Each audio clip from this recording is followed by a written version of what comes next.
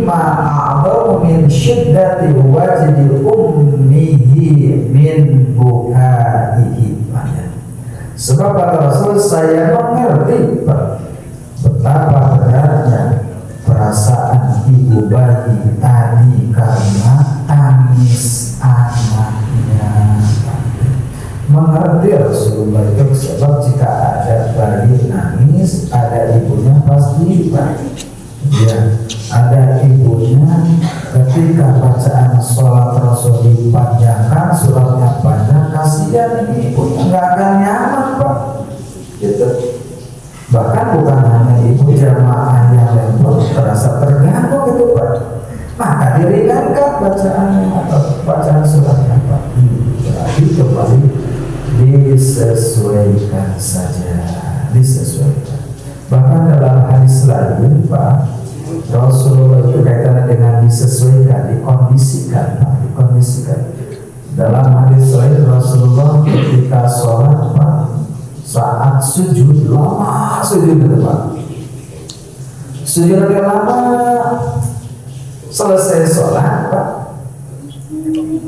makmum tanya kepada Rasul, jamaah dan nanya, ya Rasul, apakah ada wahyu turun kok tadi sujudnya lama gitu? Apa kata Rasul? Tidakkah kalian tahu, melihat, tidakkah kalian melihat bahwa ibu gitu Pak, ada cucuku Hasan dan Husain lagi naik di atas pundak Pak. Namanya anak apa? Cucu apalagi lengket sama ayah, sama kakek biasanya Pak, ketimbang sama ayahnya Pak. Itu menuju Rasulullah bertempat sujud Pak, naik kalau berpundak itu. Dan memang kita Pak, anak apa? Kita setiap ada yang bergerak gitu ya, menjadi bahan perhatian sehingga kucing gitu Pak, setiap yang bergerak gitu. Artinya senang gitu, namanya anak-anak Pak. Maka ketika Hasan dan Husain berada di pundak Rasul, ketika beliau sujud, Rasulullah tidak berani Pak, ya, tidak berani mengganggu kenyamanan anak Pak yang sedang asik di atas punggung Rasul Pak. Ini Pak, jadi pelajaran buat kita menyikapi anak Pak gitu, yang lagi lucu-lucunya senang bermain Pak. Itu usia berapa kira-kira Pak? Ya di bawah 5 tahun Pak ya. Itu lagi lucu-lucunya Pak, senang-senangnya. Dari rumah ke masjid, rumah di masjid. Nah begitu Pak. Sebab tahu ini tempat luas amat gitu Pak, lari gitu Pak. Sebab di rumahnya enggak seluas di masjid gitu Pak. Itulah anak Pak. Jadi jamaah sekalian rahimakumullah, perlu kita mendapatkan perhatian ya.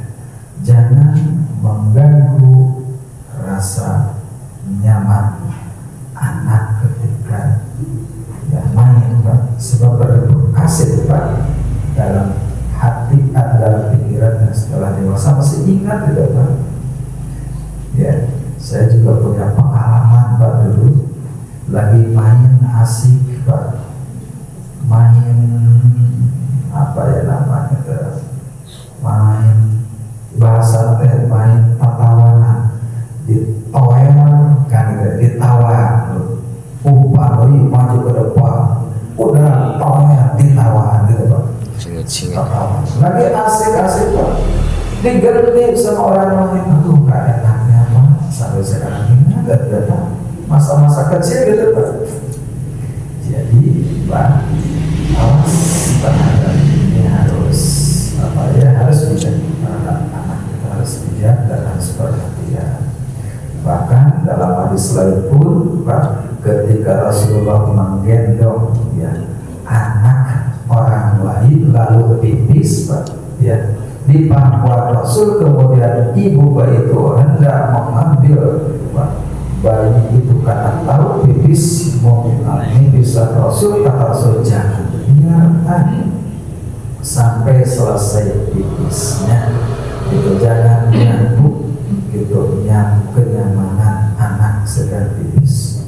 Soalnya ada bapak waktu itu kita muncul pipis misalnya diganggu, diketok-ketok gitu kan nggak nyaman gitu. Bapak sama ibu lagi dua-duaan diganggu, nggak nyaman gitu. Jadi harus dijaga, jangan mengganggu, jangan ya membuat orang lain ya terganggu karena sikap kita saat mereka sedang ya nyaman-nyaman. Asal itu melakukan perbuatan yang halal ataupun yang mubah yang boleh, tapi kalau yang haram harus diingetin gitu, ya. Mana apa di rumah kontrakan masuk kalau laki dia bukan suami istri dia pertama ini memang harus diingetin, harus dikasih tahu ya, karena sampai melakukan perbuatan yang tidak semestinya. Jadi itu Pak ya. Kemudian dalam hadis lain, Pak, ya, dalam hadis lain, ma shallaitu khalfa imamin qat akhaffa salatin wala atamma salatin minan Nabi sallallahu alaihi wasallam. Ini Imam Bukhari dan Muslim meriwayatkan, ya, diterima dari Anas seperti itu, ya. Rasulullah SAW ya bersabda, ma shallaitu khalfa imamin qat wa akhaffa salatan wa la atamma salatan minan Nabi sallallahu alaihi wasallam. Kata Anas, belum pernah saya bersembahyang di belakang seorang imam pun yang lebih ringan sholatnya serta lebih sempurna daripada sholat Nabi Sallallahu Alaihi Wasallam. Jadi terkadang Rasulullah sholatnya pendek ringan, itu Pak. Ini dalam bacaan Al-Quran di dalam sholat yang dilakukan oleh Rasulullah. Kadang Rasulullah itu membaca surah Al-A'raf, tapi kadang juga membaca surat Falaq Binas gitu Pak, ya, membaca surat yang pendek-pendek. Berarti di sini pilihan Pak, disesuaikan dengan situasi dan kondisi Pak. Nah, berkaitan dengan hal ini Pak, yang dimaksud adalah disunatkan imam meringankan bacaan sholat atau bacaan Al-Quran di saat dia sedang sholat. Itu disepakati Pak oleh para ulama, disepakati, tidak ada perbedaan. Berarti kalau begitu Pak, kembali ya saya sampaikan kaitannya dengan bacaan Al-Quran ketika seseorang beriman dan dikembalikan kepada kebiasaan dengan tersebut atau nanti di masjid tersebut, ya. Kalau makmumnya mayoritas senang dengan bacaan imam tersebut walaupun panjang, maka lakukan walaupun relatif panjang dan pendek itu relatif, ya, relatif. Jadi dikembalikan kepada kebiasaan jamaah di tempat itu, di masjid itu pada ini. Yang jelas memperhatikan Pak, makmum itu sangat penting oleh imam, ya, oleh imam. Asal tadi saya sampaikan jangan menyalahi, melanggar, menghilangkan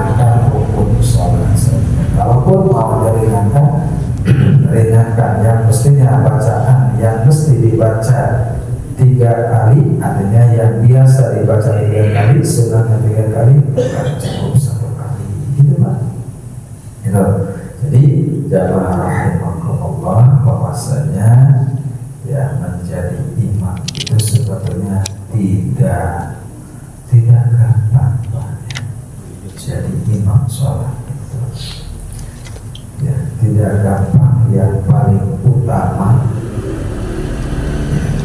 ya, yang paling utama kenapa tidak gampang jadi imam? Sebab yang paling utama yang mesti diperhatikan oleh seseorang yang jadi imam itu Pak, bukan semata-mata kaitan dengan bacaan Al-Quran. Itu penting, tapi bukan semata-mata karena bacaan Al-Quran, tapi ya, bagaimana imam itu disukai oleh mayoritas makmum karena Pak, kesolehannya itu Pak, itu jangan sampai makmum itu ngadumel diimami oleh yang suka dosa gitu Pak, maksiat gitu Pak. Itu masalahnya Pak. Jadi imam, saya mama muka jelema misalkan tukang bohong misalkan nggak nyaman kalau bagi imam Pak. Berarti imam itu dituntut Pak, ya dituntut baik benar gitu, soleh gitu Pak. Ini yang berat. Sementara kita manusia biasa tidak luput dari dosa itu Pak. Itu kalau hanya sekedar siapa saja semaunya ya gampang Pak jadi imam Pak. Gitu. Kalau hanya perhatikan bacaan Qurannya gampang Pak. Yang jauh lebih berat bagi imam itu adalah menjaga kesolehan itu Pak. Dan sebab ya, kalau diimami oleh orang munafik, fasik, ya, itu Pak makmumnya nanti Pak, ya, makmumnya tidak nyaman. Aduh, misalkan sholat dia berisi eta imam tukang anu itu Pak, tukang hanya misalkan gitu Pak, Pak gitu Pak, itu dari itu Pak. Jadi imam itu sebetulnya berat segalanya. Salah satu di antaranya menjaga akhlak itu Pak, menjaga akhlak itu yang paling berat. Nah, ada pun orang yang menjadi imam itu syarat ada dalam hadis, syarat orang jadi imam ada dalam hadis. Yang a'lamu, yang paling alim, yang paling ngerti, yang paling bagus bacaan itu salah satu di antara itu. Kemudian juga dari segi usia itu diperhatikan. Kemudian dari segi hijrah diperhatikan itu Pak, urutan sama alimnya, sama pintarnya, sama bagus pemahaman agamanya, sama bagus bacaan Al-Quran, sama itu usianya Pak. Tapi siapa di antara mereka yang paling dulu berada di situ itu Pak diperhatikan urutan dalam hadis tadi hijrah keberadaan dia di situ itu apakah lebih dulu atau belakangan itu dalam hadis sampai diperhatikan seperti itu Pak. Jadi kembali jauh sekali rahimahullah, yang ketiga ini disunatkan imam meringankan bacaan sholatnya Pak. Ketika menjadi imam bacaan suratnya diperhatikan dalam hal ini ya, disesuaikan dengan kebutuhan makmum pada umumnya ya, sebab ada yang tua, ada yang sakit, mungkin ada yang lemah misalnya, itu harus diperhatikan. Ini saja mungkin yang bisa saya jelaskan ya, pada kajian subuh kali ini tentang amalan-amalan sunnah dalam sholat berjamaah ya. Tadi satu disunahkan sholat di masjid yang jamaahnya ibadah dan jauh dari rumah, sunnah berbanyak, kemudian jalan desah-desah tidak lagi terlupakan tapi nyantai itu sunnah ya. Bagi makmum bagi imam diringankan bacaan atau surahnya itu sunnah dan itu disepakati oleh ulama. Wallahu a'lam ya.